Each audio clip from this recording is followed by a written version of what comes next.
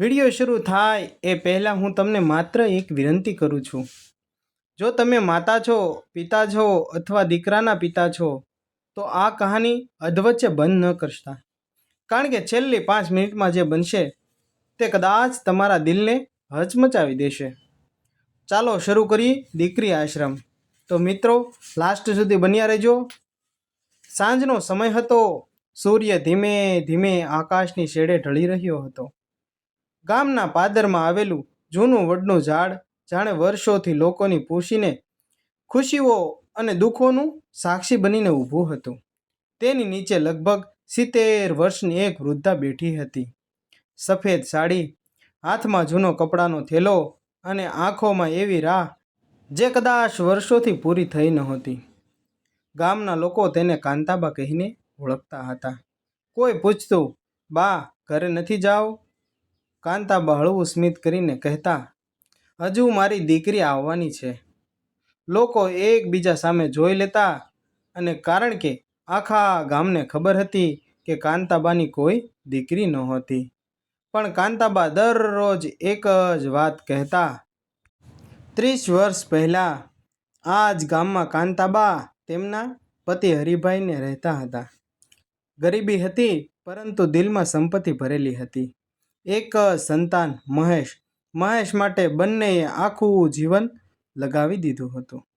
કાંતાબાએ પોતાના લગ્નના કાનના કુંડલા વેચી દીધા જેથી દીકરો ભણી શકે. હરિભાઈએ પોતાના અડધી જમીન વેચી નાખી જેથી શહેરમાં કોલેજમાં જઈને મહેશ એડમિશન લઈ શકે. કોઈએ કહ્યું હતું, આટલું બધું દીકરા માટે કરશો તો વૃદ્ધાવસ્થામાં એ જ તમારો સહારો બનશે. કાંતાબા હસીને બોલ્યા હતા, માતા પિતા સંતાન માટે હિસાબ નથી રાખતા. સમય પસાર થયો. મહેશ શહેરમાં મોટો અધિકારી બન્યો. ગામમાં સૌ ગર્વ કરતા, જુઓ કાંતાબાના દીકરો કલેક્ટર ઓફિસર મોટી નોકરી કરે છે. હરિભાઈ ગર્વથી છાતી ફૂલાવી દેતા. પણ શહેરની ચમક ધમક અને ઘણીવાર સંબંધોની આંખો પર પડદો બાંધી દે છે. મહેશ શહેરમાં ઘર લીધું. થોડા સમય પછી તે લગ્ન થઈ ગયા. વહુ ભણેલી હતી, આધુનિક હતી, પરંતુ વડીલો સાથે રહેવાની તેની ઈચ્છા નહોતી. શરૂઆતમાં બધું સારું હતું, પણ ધીમે ધીમે વાતો બદલાઈ ગઈ. ગામમાંથી આવો ત્યારે પહેલાં ફોન કરી આવજો, અહીં મહેશ આવે છે. ગામડાની રીતો અહીં નહીં ચાલે. આ શહેર છે. એક દિવસ હરિભાઈએ કાંતાબાને કહ્યું, આપણો દીકરો બહુ વ્યસ્ત હશે, ચાલ પાછા ગામ જઈએ આપણે. કાંતાબાએ કંઈ બોલ્યા નહીં. તેમને ખબર હતી વ્યસ્તતા નહીં, અંતર વધી ગયું હતું.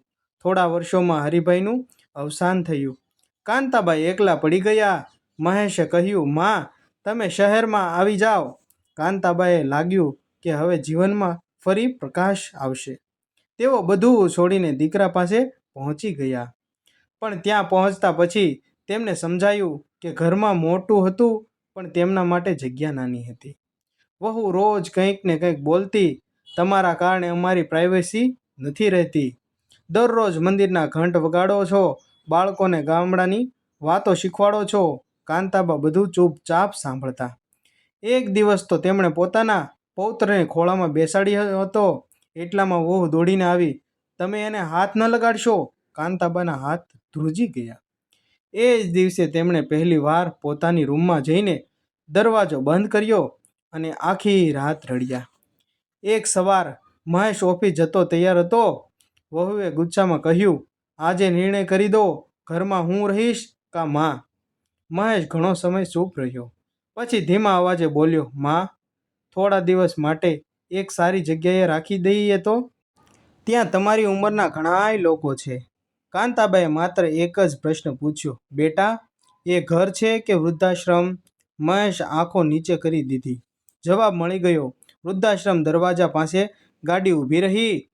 મહેશ કાંતાબાને થેલો ઉતાર્યો. કાંતાબા ધીમે ધીમે નીચે ઉતર્યા. તેમણે એકવાર દીકરાના ચહેરા તરફ જોયું. એ જ ચહેરો જેને માટે આખું જીવન જીવ્યા ન હતા. એ જ ચહેરો આજે તેમને પોતાને ઘરની દૂર મૂકી રહ્યો હતો. કાંતાબાએ કંઈ કહ્યું નહીં, માત્ર એક જ જવાબ બોલ્યા, બેટા, ભગવાન તને હંમેશા સુખી રાખે. મહેશ અંદર સુધી તૂટી ગયો હતો, પણ તે પાછો ફરી ગયો. ગાડી ધીમે ધીમે દૂર જતી રહી. કાંતાબા લાંબા સમય સુધી રસ્તા પર તરફ જોતા રહ્યા, જાણે આશા હતી કે ગાડી પાછી ફરીને આવશે. પણ ગાડી પણ કઈ, એ જ જીવનની છેલ્લી આશા પણ હતી. વૃદ્ધાશ્રમમાં સંચાલકે ધીમેથી પૂછ્યું, બા, અંદર આવો. કાંતાબાએ આકાશ તરફ જોયું. આંખોમાંથી આંસુ સરકી પડ્યા અને તેમના હોઠ પરથી એક વાક્ય નીકળ્યું, હે ભગવાન, વૃદ્ધાશ્રમ તો બનાવી દીધા, અનાથ આશ્રમ પણ બનાવી દીધા, હવે એક એવો આશ્રમ પણ બનાવજો જ્યાં કોઈ દીકરીને ક્યારેય જાકારો ન મળે. આ શબ્દો સાંભળીને ત્યાં ઊભેલી લગભગ 20 વર્ષની એક યુવતીના પગ અટકી ગયા. તેની આંખોમાં પણ આંસુ આવી ગયા. તે મનમાં બોલી, બા, હું વચન આપું છું કે એક દિવસ હું એવો આશ્રમ જરૂર બનાવીશ જ્યાં દરેક દીકરીને ઘર મળશે, જાકારો નહીં. એ યુવતી કોણ હતી? તે કાંતાબાના જીવનમાં કેવી રીતે આવી અને શું ખરેખર એવો આશ્રમ બન્યો? વૃદ્ધાશ્રમ દરવાજા પાસે ઊભેલી તે યુવતી હજુ પણ કાંતાબાના શબ્દોની વિશે વિચારતી હતી. હે ભગવાન, એક એવો આશ્રમ બનાવજો જ્યાંથી કોઈ દીકરીને જાકારો ન મળે. આ શબ્દોને તેના હૃદયમાં જાણે આગ પ્રગટાવી દીધી હતી. યુવતીનું નામ હતું મંદિની. ઉંમર માત્ર 24 વર્ષ. ચહેરા પર સાદગી, આંખોમાં કરુણતા અને મનમાં એક જ એવો દુઃખનો ભૂતકાળ જેના વિશે કોઈ જાણતું નહોતું. તે દર રવિવારે વૃદ્ધાશ્રમમાં આવતી, કોઈ વૃદ્ધને પુસ્તક વાંચીને સંભળાવતી, કોઈને દવા આપતી, કોઈ સાથે બેસીને કલાકારો સુધી વાતો કરતી. વૃદ્ધાશ્રમ સંચાલક રમણભાઈએ હસીને પૂછ્યું, બેટા, આજે પણ આખો દિવસ અહીં જ પસાર કરશો? નંદિનીએ સ્મિત કરીને કહ્યું, ઘરે જાઓ તો 4 દિવાલો મળે છે, અહીં આવું તો 4 આશીર્વાદ મળે છે. તે દિવસે નંદિની સીધી કાંતાબાના પાસે ગઈ. ધીમે અવાજે બોલી, બા, હું તમારી પાસે બેસી શકું? કાંતાબાએ તેની તરફ જોયું. ઘણા વર્ષો પછી કોઈએ એટલા પ્રેમથી પૂછ્યું હતું. તેમણે માથું હલાવ્યું. નંદિની તેમની બાજુમાં બેસી ગઈ. થોડી વારમાં બંને વચ્ચે મૌન રહ્યું. પછી નંદિનીએ પૂછ્યું, બા, તમને શું ખાવાનું સૌથી વધારે ગમે છે? કાંતાબા હસી પડ્યા. અરે દીકરી, આટલા વર્ષોમાં કોઈએ મને પૂછ્યું જ નથી કે મને શું ગમે છે. આ જવાબ સાંભળીને નંદિનીની આંખો ભીની થઈ ગઈ. બપોરે નંદિની ગામમાં ગઈ. એક નાનકડી દુકાનમાંથી બાજરાનો લોટ, તાજું માખણ અને ગોળ લઈને આવી. પોતાના હાથે જ રસોડામાં રોટલો બનાવ્યો. જ્યારે થાળી કાંતાબાના પાસે મૂકી ત્યારે તેના આશ્ચર્યનો પાર રહ્યો નહીં. આ તો મારી પસંદગીનું ભોજન છે. નંદિની હસીને બોલી, આજે તમારી દીકરીએ બનાવ્યું છે. દીકરી? આ શબ્દ સાંભળીને કાંતાબાના હાથ કંપી ઉઠ્યા. આંખોમાંથી આંસુ ટપકવા લાગ્યા. તેમણે ધીમેથી નંદિનીના હાથ પકડીને લીધા. બેટા, આજે ઘણા વર્ષો પછી મને કોઈએ દીકરીનો બોલાવ્યું છે. સાંજ પડ્યા. વૃદ્ધાશ્રમમાં બધા વૃદ્ધો એકઠા બેઠા. મંદિરની સૌને કહ્યું, આજથી દર રવિવારે હું અહીં આવીશ. એક વૃદ્ધ બોલ્યા, બેટા, તું અહીં કેમ આવે છે? તારું પોતાનું ઘર નથી? નંદિની થોડું મૌન રહી. પછી ધીમેથી બોલી, ઘર છે, પણ ઘર જેવી લાગણી નથી. કોઈએ વધુ પ્રશ્ન કર્યો નહીં. દરેકને સમજાઈ ગયું કે આ છોકરીના દિલમાં પણ કોઈક ઊંડો ઘા છે. રાત્રે કાંતાબાએ ઊંઘ આવી નહીં. તેઓ બારી પાસે બેઠા હતા. નંદિની તેમની પાસે આવી, બા, ઊંઘ નથી આવતી? કાંતાબાએ ધીમેથી કહ્યું, મારું મન મારા દીકરા પાસે જ છે. તમે તેનાથી ગુસ્સે નથી? ના. શા માટે? કાંતાબા હળવું સ્મિત કરતા બોલ્યા, બેટા, માં ગુસ્સે થાય પણ દુઆ આપવાનું ક્યારેય બંધ કરતી નથી. નંદિની આંખોમાંથી આંસુ વહેવા લાગ્યા. તે મનમાં વિચારવા લાગી, આવી માં હોય અને કોઈ તેમને ઘરેથી દૂર મૂકી દે. બીજે દિવસે સવારે નંદિની પાછી જવા નીકળી. કાંતાબાએ તેને અવાજ આપ્યો, દીકરી. નંદિની પાછી ફરી. કાંતાબાએ પોતાના થેલામાંથી એક જૂનું કપડાનું રૂમાલ કાઢ્યું. તેના એક નાનકડી ચાંદીની પાયલ હતી. આ મારી પાસે બચેલી છેલ્લી વસ્તુ છે. ના બા, હું નહીં લઉં. આ ભેટ નથી. તો? આ મારી દીકરી માટેનો આશીર્વાદ છે. તારે જરૂર લેવા જોશે. નંદિનીએ બંને હાથમાંથી પાયલ સ્વીકારી. તે ક્ષણે તે લાગ્યું કે આજે જે તેને જીવનનો સૌથી કિંમતી ખજાનો મળ્યો છે. પણ નંદીની ખબર નહોતી વૃદ્ધાશ્રમની બહાર એક કાળી કાર ઊભી હતી. કારમાં બેઠેલો એક માણસ ઘણા સમયથી તેને જોતો હતો. તેના ચહેરા પર ગુસ્સો હતો. તેનો ફોન કાઢ્યો. હા, એ છોકરી ફરી વૃદ્ધાશ્રમમાં આવી છે. સામેથી અવાજ આવ્યો. તેને નજરમાંથી દૂર ન થવા દે. કાર ધીમે ધીમે નંદીની પાછળ ચાલવા લાગી. નંદિની કોણ હતી? તેની પાછળ કોણ પડ્યું હતું? અને કાંતાબાના જીવનમાં સાથે તેનો શું સંબંધ હતો? સવારના પ્રથમ કિરણો વૃદ્ધાશ્રમની બારીઓમાંથી અંદર આવી રહ્યા હતા. કાંતાબા રોજની જેમ વહેલા ઉઠ્યા, મંદિરમાં દીવો પ્રગટાવ્યો અને ભગવાન સામે હાથ જોડ્યા. પણ આજે તેમની પ્રાર્થના અલગ હતી. હે ભગવાન, જો મારી જિંદગીમાં હવે કંઈ બાકી હોય તો તે દીકરીને હંમેશા ખુશ રાખજો. નંદિની હજુ ઘરે પહોંચી પણ નહોતી કે ફોનમાંથી રિંગ આવી. ટ્રિંગ, પણ નામ દેખાયું, વીરેશ શેઠ. નંદિની ચહેરો ઉતરી ગયો. તેણે ફોન ઉઠાવ્યો. ક્યાં હતી તું? વૃદ્ધાશ્રમમાં. મેં કેટલી વાર કહ્યું છે કે એ જગ્યાએ જવાનું બંધ કર. પપ્પા, ત્યાં લોકો પ્રેમ માટે તરસે છે. સામેથી કડક અવાજમાં આવ્યો. તું સાંજે ઘરે આવી જા, આજે ખૂબ જરૂરી વાત કરવી છે. ફોન કપાઈ ગયો. બીજી તરફ વૃદ્ધાશ્રમમાં કાંતાબા બારી પાસે બેઠા હતા. તેમની નજર દરવાજા પર હતી. એક વૃદ્ધ હસીને બોલ્યા, બા, લાગે છે આજે કોઈ ખાસની રાહ જોઈ રહ્યા છે. કાંતાબા શરમાઈને બોલ્યા, મારી દીકરી આવવાની છે. આ વખતે કોઈ હસ્યું નહીં, કારણ કે ગરકાયેલા સૌએ નંદિનીના પ્રેમનો પોતાની આંખે જોયો હતો. સાંજે નંદિની પોતાના ભવ્ય બંગલામાં પહોંચી. મોટો હોલ, મોંઘા ઝુમ્મર, નોકર ચાકર, પણ વાતાવરણમાં પ્રેમ કે એક ટીપો પણ નહોતો. વીરેન શેઠ સોફા પર બેઠા હતા. તેમની બાજુમાં એક જાણીતા ઉદ્યોગપતિ બેઠા હતા. તેમનો દીકરો આર્યન પણ સાથે હતો. વીરેશ શેઠ સીધા મુદ્દા પર આવ્યા. નંદિની, આવતા મહિને તારા લગ્ન છે. નંદિની ચોંકી ગઈ. શું? આર્યન પાસે પણ મારી મરજી? મારી મરજી? વીરેન શેઠ હસી પડ્યા. આ ઘરમાં નિર્ણય લાગણીઓની નહીં, પ્રતિષ્ઠાની થાય છે. નંદિનીએ પહેલી વાર પિતાની આંખોમાં આંખો મિલાવી. પપ્પા, હું કોઈ સોદો નથી. આ શબ્દો સાંભળી જ વીરેશ શેઠે ગુસ્સે ભરાયા. યાદ રાખ, જે કંઈ છે એ મારું આપેલું છે. નંદિની શાંતિથી બોલી. પૈસા તમારા હોઈ શકે, પણ મારું જીવન મારું છે. એટલું કહીને તે પોતાના રૂમમાં જતી રહી.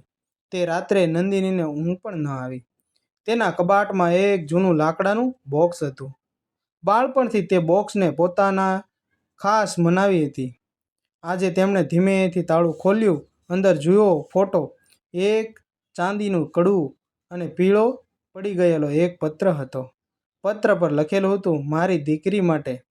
નંદિની હાથ ધ્રુજી ઉઠ્યા. તેણે પત્ર ખોલ્યો.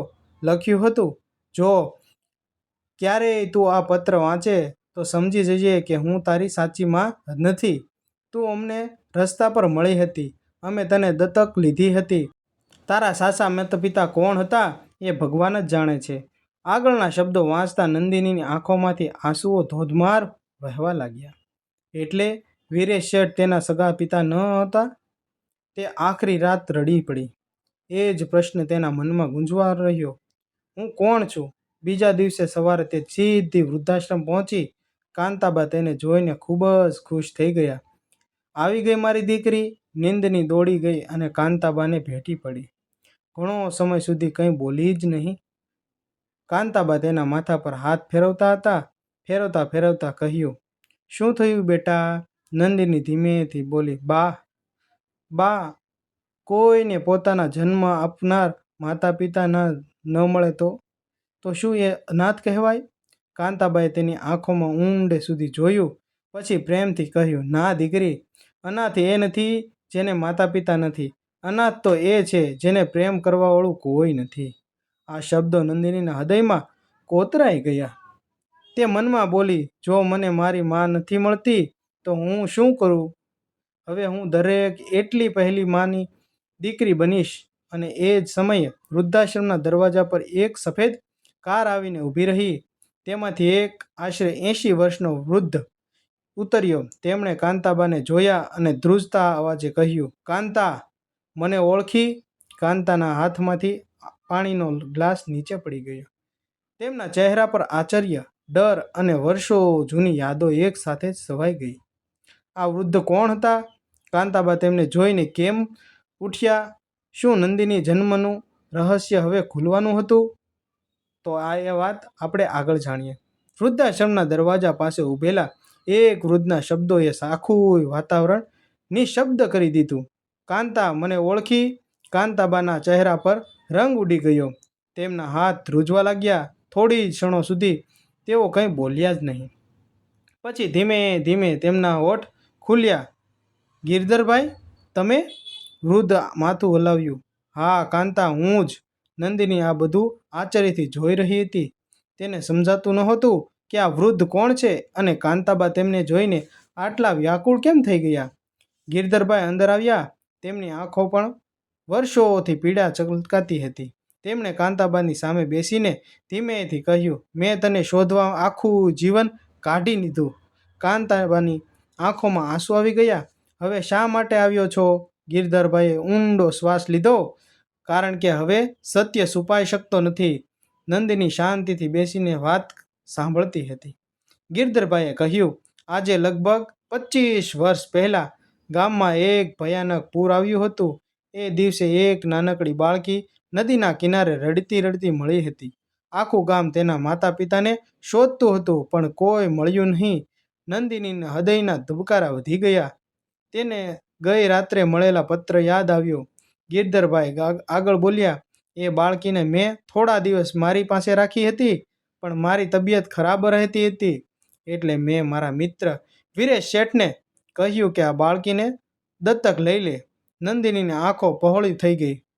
તેનો અર્થ એ બાળકી હું હતી? કાંતાબાએ ધીમેથી પૂછ્યું. પણ તું આજે આ વાત શા માટે કહે છે? ગિરધરભાઈએ પોતાના ખિસ્સામાંથી એક જૂનો ફોટો કાઢ્યો. ફોટામાં એક યુવાન દંપતી અને તેમની વચ્ચે 2 વર્ષની બાળકી હતી. ફોટાના પાછળના ભાગે લખેલું હતું, અમારી લાડકી ગૌરી. ગિરધરભાઈ બોલ્યા, આ ફોટો મને એ બાળકીના કપડામાંથી મળ્યો હતો. હું વર્ષો સુધી તેના પરિવારને શોધતો રહ્યો, પણ કોઈ મળ્યું નહીં. નંદનીએ ધ્રુજતા હાથે ફોટો લીધો. કેમ જાણે કે તે ફોટા જોતા જ તેની આંખોમાંથી આંસુ વહેવા લાગ્યા. જાણે કોઈ ભૂલાયેલા યાદ દિલના કોઈ ખૂણે જાગી ગઈ હતી. એ સમયે વૃદ્ધાશ્રમના ઓફિસમાં ફોન વાગ્યો. સંચાલકે ફોન ઉપાડ્યો. થોડી વાર પછી તેને દોરી આવ્યા. બા, મહેશભાઈ આવ્યા છે. કાંતાબાનું હૃદય જોરથી ધબકવા લાગ્યું. વર્ષો પછી તેમનો દીકરો તેમને મળવા આવ્યો. મહેશ ધીમે ધીમે અંદર આવ્યો. તેના વાળમાં સફેદ વાળ થઈ ગયા હતા. આંખો થાકેલી હતી. માતાને જોઈને સીધા તેમના પગે પડી ગયો. માં, મને માફ કરી દો. કાંતાબાઈ એક ક્ષણ માટે નિશબ્દ થઈ ગયા. તેમણે દીકરાના માથા પર હાથ ફેરવ્યો. ઊભો થા બેટા. મહેશ રડતો હતો. માં, મેં પૈસા કમાયા, મોટું ઘર બનાવ્યું, પણ શાંતિ ગુમાવી દીધી છે. તમને વૃદ્ધાશ્રમમાં મૂકી ત્યાંથી રોજ હું અંદરથી મરતો મરતો રહું છું. નંદિનીની આંખોમાં પણ આંસુ આવી ગયા. તે વિચારી રહી હતી, કેટલું અજબ છે. એક માં આજે પણ દીકરાને આશીર્વાદ આપે છે, અને એક દીકરો વર્ષો પછી પોતાના પાપોનો ભાર લઈને આવ્યો છે. મહેશ કાંતાબાને હાથ પકડી લીધા. માં, ઘરે ચાલો. મને તમારા વગર નથી ગમતું. હું દરરોજ મરી મરીને જીવું છું. કાંતાબાએ શાંતિથી પૂછ્યું. ઘરે? હા માં, એ જ ઘર જ્યાં મારા માટે જગ્યા જ નહોતી. મહેશ પાસે કોઈ જવાબ નહોતો. થોડી વાર પછી કાંતાબા ધીમેથી બોલ્યા. બેટા, હું તારી સાથે જરૂર આવીશ. મહેશના ચહેરા પર આશા ઝળકી. પણ તરત જ કાંતાબાએ આગળ કહ્યું, પણ એક શરતે. કઈ શરતમાં? તમે જે કહેશો એ મને મંજૂર છે. જે દિવસે તારા ઘરમાં દરવાજા મારા માટે નહીં, પણ દરેક દીકરી માટે ખુલ્યા રહેશે, એ જ દિવસે હું તારા ઘરે આવીશ. આ શબ્દો સાંભળીને આખું વૃદ્ધાશ્રમ મૌન થઈ ગયું. અને નંદિનીએ એ જ ક્ષણે પોતાના મનમાં એક મોટો નિર્ણય લઈ લીધો. હવે માત્ર સ્વપ્ન નહીં, હું ખરેખર એવો આશ્રમ બનાવીશ જ્યાં કોઈ દીકરીને ક્યારેય જાકારો નહીં મળે. પણ તે જ સાંજે વીરે શેઠની ખબર પડી ગઈ કે નંદિની વૃદ્ધાશ્રમનું શું નિર્ણય લઈ આવી છે. તેમણે ગુસ્સામાં એક જ આદેશ આપ્યો, જો નંદિની તે આ આશ્રમ બનાવવાનો પ્રયાસ કર્યો તો હું તેની મારી 1 રૂપિયાની પણ મિલકત નહીં આપું. નંદિની શું કરશે? શું તે સંપત્તિ પસંદ કરશે કે માનવતા? અને શું કાંતાબાના જીવનમાં સૌથી મોટું સ્વપ્ન ક્યારેય પૂરું થશે? મહેશ માતાના પગ પાસે બેઠો હતો. આંખોમાં પસ્તાવો હતો, હૃદયમાં વર્ષોનું ભાવરણ હતું.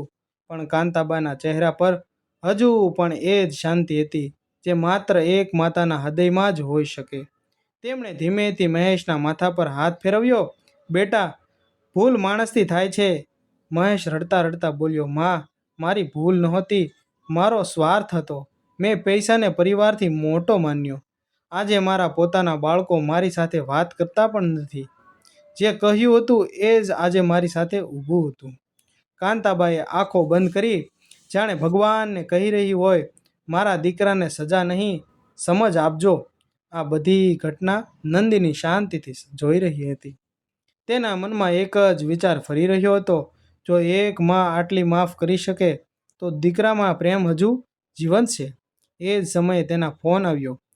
વિરેન શેઠ ફોન હતો. અડધા કલાકમાં ઘરે આવી જા, મહત્વની મીટિંગ છે. નંદિની સમજી ગઈ, આજે ફરી કોઈ નિર્ણય તેના માટે લેવામાં આવશે. સાંજે બંગલામાં શહેરના મોટા ઉદ્યોગપતિ બેઠા હતા. આર્યન અને તેના પરિવારના પણ હાજર હતા. વિરેન શેઠ બધાને સામે જાહેર કરી, આવતા મહિને નંદિની અને આર્યનના લગ્ન થશે. તાળીઓના ગડગડાટ થયો, પણ નંદિની શાંત થઈ ઊભી હતી. થોડી વાર પછી તેણે ધીમેથી કહ્યું, માફ કરજો, આ લગ્ન હું નહીં કરું. આખો હોલ એકદમ શાંત થઈ ગયો. વિરેન શેઠનો ચહેરો ગુસ્સામાંથી લાલ થઈ ગયો. તું જાણે છે શું બોલી રહી છે? હા પપ્પા, અને હું આજે પહેલી વાર મારા દિલની અવાજ સાંભળી રહી છું. વિરેન શેઠ ગુસ્સામાં ઊભા થઈ ગયા. જો તું આ ઘરની વાત નહીં માને તો આજથી તારો આ ઘર સાથે કોઈ સંબંધ નથી, અને મારી કરોડોની સંપત્તિમાંથી તને 1 રૂપિયો પણ નહીં મળે. આખો હોલ તેમની તરફ જોઈ રહ્યો હતો. બધાને લાગ્યું હવે નંદિની ડરી જશે, તે તૂટી પડશે. પણ નંદિનીના ચહેરા પર અજબ શાંતિ હતી. તેણે પોતાના હાથમાં પહેરેલી હીરાની વીંટી પણ ઉતારી. પછી હાથની સોનાની બંગડીઓ, બધી વસ્તુઓ ટેબલ પર મૂકી દીધી. ધીમે અવાજે બોલી, પપ્પા, આ બધું તમારું છે, પણ મારા સંસ્કાર, મારી માનવતા અને મારું હૃદય એ કોઈની મિલકત નથી. જો સંપત્તિ માટે મને વૃદ્ધ માતાઓની દૂર રહેવું પડે તો એ સંપત્તિ મને નથી જોઈતી. આ શબ્દો સાંભળીને ત્યાં હાજર ઘણાય લોકોની આંખો ભીની થઈ ગઈ. આર્યન પણ ધીમેથી ઊભો થયો. તે નંદિની પાસે આવ્યો. નંદિની, હું તને રોકી નહીં, કારણ કે આજે સમજાયું કે તું કોઈ પત્ની બનવા પહેલાં હજારો લોકોની દીકરી બનવા માટે જન્મી છે. વિરેન શેઠ આશ્ચર્યથી આર્યન તરફ જોવા લાગ્યો. નંદિનીની બગલમાંથી બહાર નીકળી ગઈ. તેની પાસે હવે કંઈ નહોતું. પૈસા નહોતા, ધંધો નહોતો, બંગલો નહોતો, ઘર નહોતું, અને ન હતું મોટું વૈભવ. માત્ર એક થેલો અને કાંતાબાએ આપેલી નાની ચાંદીની પાયલ.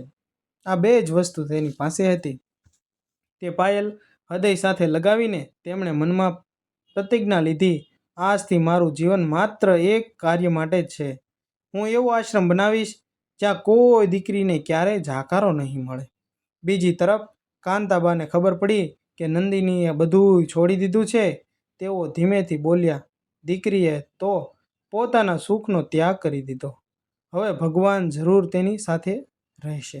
પરંતુ તે જ રાતે એક નવી મુશ્કેલી ઊભી થઈ. નંદિની પાસે ન ઘર હતું, ન પૈસા, ન કોઈ આધાર હતો. અને બીજા જ દિવસે વૃદ્ધાશ્રમના સંચાલક રમણભાઈએ સરકાર તરફથી એક નોટિસ મળી. નોટિસમાં લખ્યું હતું, જમીન સંબંધી કાયદાકીય વિવાદના કારણે આ વૃદ્ધાશ્રમ 30 દિવસમાં ખાલી કરવો પડશે. રમણભાઈના હાથમાંથી નોટિસ નીચે પડી ગઈ. કાંતાબાએ પૂછ્યું, શું થયું? રમણભાઈની આંખોમાં આંસુ આવી ગયા. બા, આપણા માથા ઉપર છેલ્લું સાપરું પણ હવે સીનવાઈ રહ્યું છે. સરકારનો નિયમ આવી ગયો છે કે આ જગ્યા આપણે ખાલી કરવાની છે. કાંતાબાએ ભગવાનની મૂર્તિ તરફ જોયું અને ધીમેથી બોલ્યા, હે પ્રભુ, શું હવે આ વૃદ્ધ ફરી અનાથ બનવાનો છે? શું નંદિનીને આ વૃદ્ધાશ્રમ બચાવી શકશે? શું વીરેશ શેઠની હૃદય ક્યારે બદલાશે? અને શું દીકરી આર્યશનું સ્વપ્ન હવે તૂટશે કે સાકાર થશે? વૃદ્ધાશ્રમના ઓફિસમાં સન્નાટો છવાઈ ગયો હતો. સરકારી નોકરી ટેબલ પર પડી હતી. માત્ર 30 દિવસ એટલા જ સમય વધ્યો હતો. પછી આ વૃદ્ધાશ્રમ બંધ થઈ જવાનો હતો. અહીં રહેતા લગભગ 40 વૃદ્ધો માથા ઉપરનું છેલ્લું સાપરું પણ સીનવાઈ ગવાનું હતું. કાંતાબાએ ધીમેથી નોટિસ હાથમાં લીધી. આંખો ધૂંધળી થઈ ગઈ હતી. રમણભાઈ, હવે આપણે ક્યાંય જઈશું? રમણભાઈ પાસે કોઈ જવાબ નહોતો. તેમણે માત્ર માથું ઝુકાવી દીધું. એ જ સમયે નંદિની અંદર આવી. તેણે સૌના ચહેરા પર નિરાશા જોઈ. શું થયું? રમણભાઈએ આખી વાત કરી. નંદિનીએ નોટિસ વાંચી. થોડી ક્ષણો સુધી મૌન રહી. પછી ખૂબ શાંતિથી બોલી, આ આશ્રમ બંધ નહીં થાય. બધા તેની સાથે જોવા લાગ્યા. પણ બેટા, રમણભાઈ બોલ્યા, આટલા પૈસા ક્યાંથી આવશે? નંદિનીને હોઠ પર હળવું સ્મિત આવ્યું. ભગવાન જ્યારે સેવા કરાવે છે ત્યારે રસ્તો પણ એ જ બતાવે છે.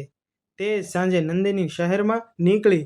જે લોકો ક્યારેય તેના પિતાના બિઝનેસ પાર્ટનર હતા તેમના દરવાજા ખખડાવ્યા. મને દાન નથી જોઈતું, મને માત્ર એક તરફ જોઈએ છે. ઘણાએ દરવાજો બંધ કરી દીધો. કેટલાએ કહ્યું, સેવા કરવાની ઉંમર નથી, પહેલાં પોતાનું જીવન બનાવી લે. કેટલાએ તો હસીને કહ્યું, આજના જમાનામાં કોઈ વૃદ્ધો માટે કરોડોનો ખર્ચ કોઈ કરી શકે? નંદિનીને દરવાજા પર જ્યારથી નિરાશ થઈ પણ તેના પગ પાછા ન મળ્યા. રાત્રે લગભગ 10 વાગ્યા. તેમના બસ સ્ટેશન પાસે બેઠી હતી. ખિસ્સામાં માત્ર 132 રૂપિયા બચ્યા હતા. તેણે કાંતાબાઈ પાસેથી ચાંદીની પાયલ હાથમાં લીધી. આંખોમાં આંસુ વહેવા લાગ્યા. બા, હું હારી નથી રહી, પણ રસ્તો દેખાતો નથી. એટલામાં એક વૃદ્ધ ચાવાળા તેની પાસે આવ્યો. બેટા, ચા પી લે. મારી પાસે પૈસા નથી. વૃદ્ધ હસ્યા. દીકરી, પૈસેથી પૈસા લેવાય? નંદિનીની આંખો ફરી ભીની થઈ ગઈ. તેણે ચા લીધી. વૃદ્ધ બોલ્યા, દીકરી, સારા કામમાં થોડું થાય, મોડું થાય, બંધ નહીં થતું. આ શબ્દો જાણે ભગવાનનો સંદેશ બની ગયો. મિત્રો, તમને આગળનો વિડીયો જોવો હોય તો મારી ચેનલ લાઈક કરો, શેર કરો અને સબસ્ક્રાઈબ કરો. Thank you. બીજો પાર્ટ આવશે.